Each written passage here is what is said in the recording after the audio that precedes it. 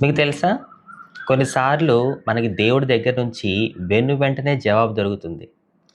దానికి మనం చేయాల్సిందల్లా ఏదో అలవాటుగా చేసే ప్రార్థన కాకుండా కన్నీటితో, యథార్థ హృదయంతో దేవుడికి ప్రార్థించాలి. బికాజ్ కన్నీటి ప్రార్థన దేవుణ్ణి కరిగిస్తుంది, కదిలిస్తుంది. హిజ్కియా రోగంతో ఉన్నప్పుడు యెషయా ప్రవక్త వచ్చి హిజ్కియాతో అంటాడు, హిజ్కియా, నీకున్న రోగంతో నువ్వు చనిపోబోతున్నావు, కాబట్టి నీ ఇల్లు చక్కబెట్టుకోమని యెషయా హిజ్కియా యొక్క ఇంటి గుమ్మం దాటేలోపే మళ్ళీ దేవుడు యెషయాతో అంటాడు, యెషయా, నువ్వు వెళ్ళి హిజ్కియాతో చెప్పు, అతనికి 15 సంవత్సరాల ఆయుష్ పొడిగించాను అని. ఇదంతా కూడా కొన్ని క్షణాల్లోనే జరిగిపోతుంది.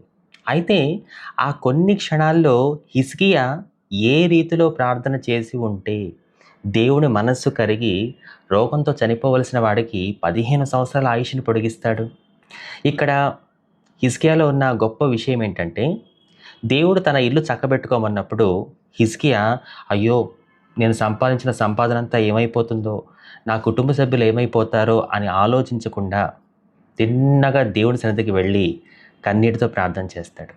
ఇదంతా కూడా 2 రాజులు 20వ అధ్యాయంలో మీకు కనబడుతుంది. ఖచ్చితంగా చదవండి. నేను అందుకే అంటున్నా, కొన్ని సందర్భాల్లో మనకి దేవుడి దగ్గర నుంచి వెనువెంటనే జవాబు రావాలి అంటే దానికి సీక్రెట్ కన్నీటి ప్రార్థన. బికాజ్ కన్నీటి ప్రార్థన దేవుడి చేత మరణ శాసనాన్ని కూడా మార్చేలా చేస్తుంది.